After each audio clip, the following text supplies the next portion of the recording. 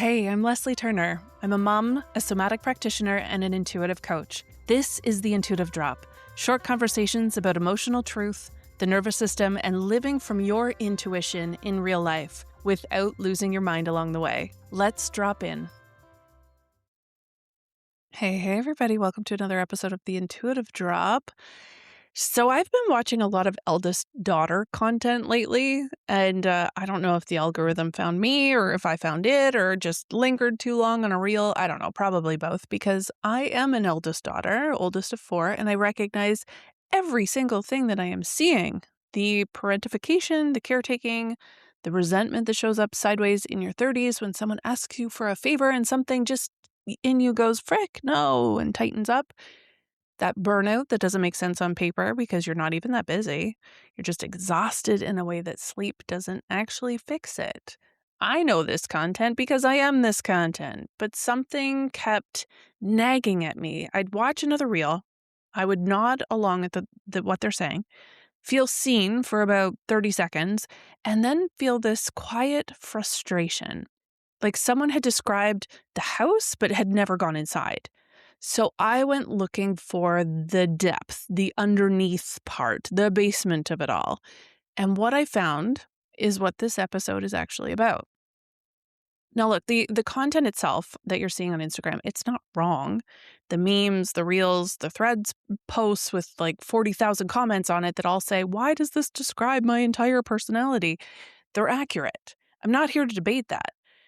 We did become the responsible one, the capable one, the one who just handles it. We grew up fast because usually the situation required it. And some part of us was good at it, which might have made it worse because then it just became who we were.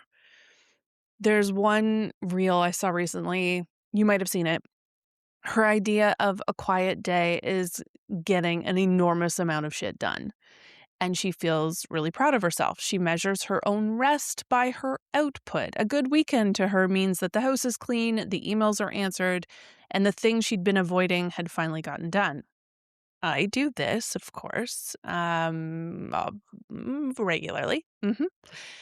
That productivity is a nervous system that was trained very young to believe that stillness is dangerous. That being caught doing nothing, just existing, not contributing, meant that you weren't pulling your weight. You might have even been called lazy. As I said, I'm the oldest of four, and I went into babysitting as like an 11, maybe 12-year-old, despite the fact that I actually hated looking after kids. And I didn't understand that until much later. I was just good at it, so I kept doing it. Being capable was my currency. And when I became a mom, there was this resentment that I didn't expect and couldn't explain for a very long time. The loss of freedom, my own space, my own time. I thought, what kind of mother actually feels this? And then I realized it's the kind who never just got to be a kid. That's who. Now, let's not skip over the fact that there's also some good things about being an eldest daughter. The eldest daughter gets shit done. She is the friend you call when everything falls apart because she will not panic and she will not quit. She's organized in a way that other people find slightly unnerving. She doesn't really understand when someone says something can't be done because, of course, it can. And I'm already halfway through doing it and probably faster than you thought. She is reliable and capable and the kind of person that entire families and friend groups and workplaces quietly orbit around without fully realizing it. These are real, these are hers, and they didn't come from nowhere. But the resentment, that burnout, the productivity as armor, that's still not the bottom of this. There's something else that we need to talk about. This is part of it. So every sibling below you had someone to watch, someone a little further ahead who'd already figured out how the family worked, what was okay, what wasn't, how to get it right. They had a reference point. You had nothing. You were the first, which kind of sounds like a privilege until you realize it means that you were alone in a way that others never were. Alone in figuring it out. Nobody had done this particular childhood before you in this particular family. You were making the roadmap while walking the road. And then handing it to everybody behind you without anyone ever acknowledging that you made this. I used to get in trouble as a kid for going into my room and reading on my bed, for disappearing into a book instead of being downstairs helping in the kitchen or being outside, being active, or looking after my siblings. And I remember knowing even then that I needed to put this down every once in a while, this responsibility. I couldn't carry it all the time. But even in my escape, it got called selfish or lazy. And that's where the real layer starts, that depth. So what I started to realize when I stopped nodding along to all of the content about eldest daughters and actually went looking underneath it, we didn't just get assigned the role of the responsible one.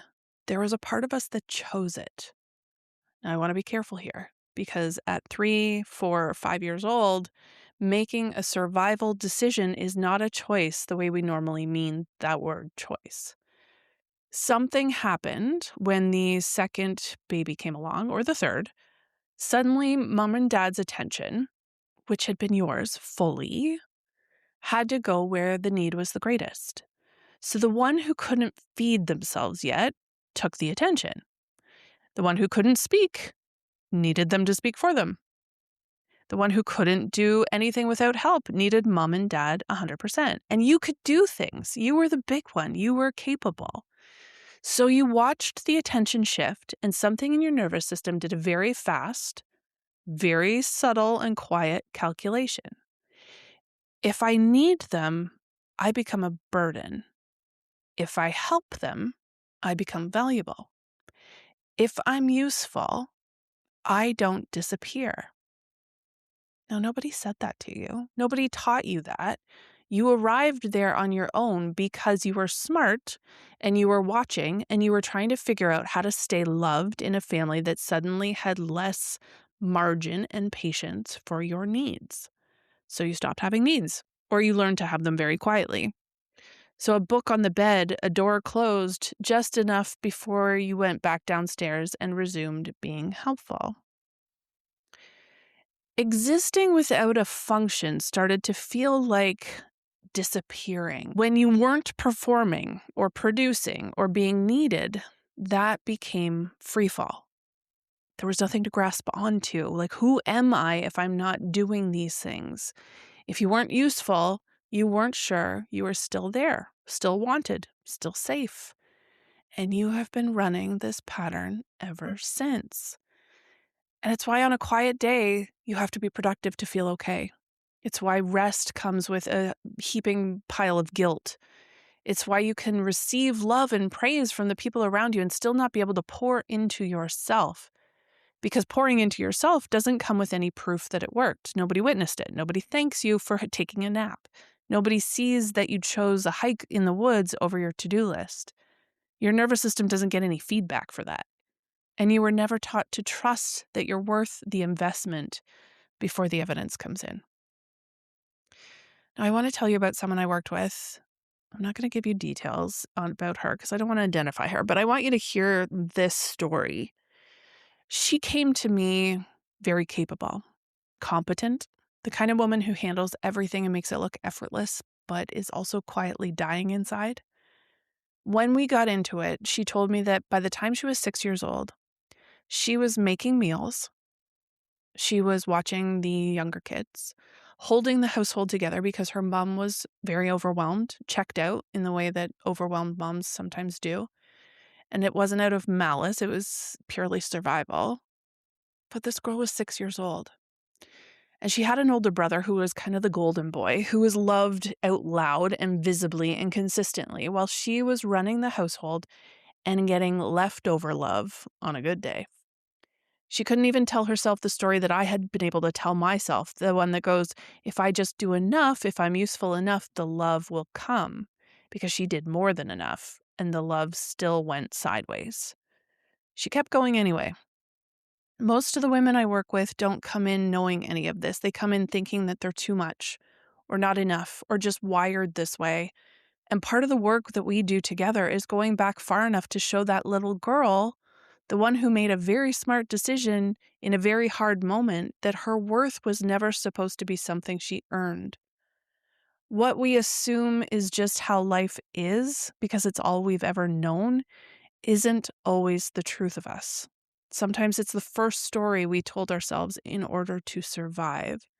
So when we find the bottom of it, everything this woman thought was a problem in her turned out to just be a symptom of survival.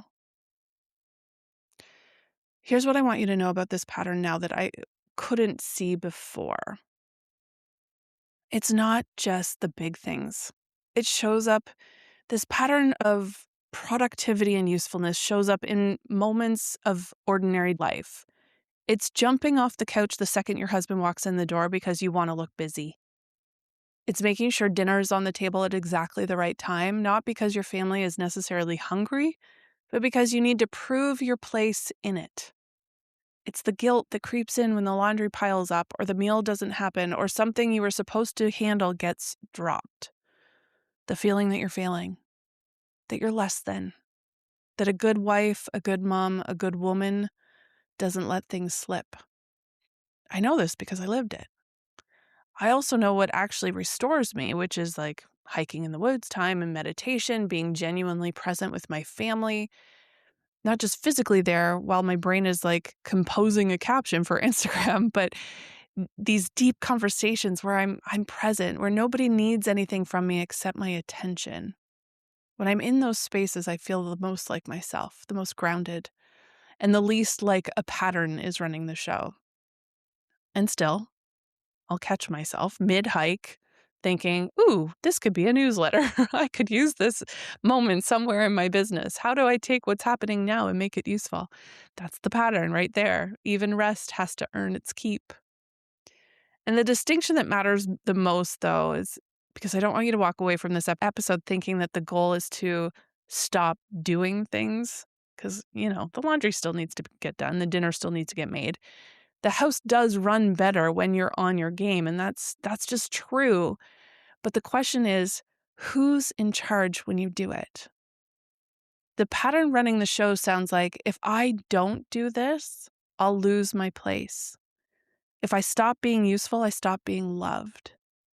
But choosing to do the laundry sounds like, this is how I take care of the people I love. This is what keeps our family stable and healthy and whole. It's the same action, but completely different place that it's coming from. And the work, the real inner work that I do every day with my clients is learning to tell the difference. You've been so good at your role for so long that it stopped feeling like a role. It just felt like you, your identity. And there's a version of you underneath that usefulness that's been waiting a very long time just to exist. Not perform, not produce, not earn her place, but just exist. We'll go deeper on this. There's more here, but for today, this is enough.